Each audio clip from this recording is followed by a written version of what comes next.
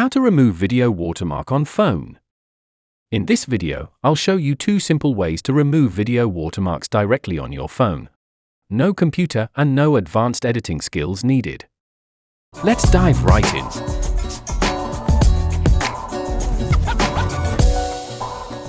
Method 1. Remove watermark using CapCut app. First, import your video and add it to the timeline. Then tap Overlay and import the same video again. Resize and align the overlay clip so it matches the main video. Next, select the overlay clip and go to Effects. Search for a blur effect, add it to the timeline. After that, tap Mask. Choose a shape and adjust it to cover the watermark area. Export the video and you'll get a clean video like this.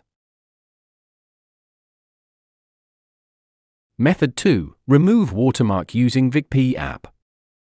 Open the VikPea app and tap AI Removal. Import your video, then simply select the watermark area. Tap Process, and the app will automatically remove the watermark for you. In just a few seconds, your video is watermark-free, and that's how you can remove video watermarks on your phone quickly and easily. If this helps, don't forget to like and subscribe our channel for more video editing tutorials. Thanks for watching and see you next time.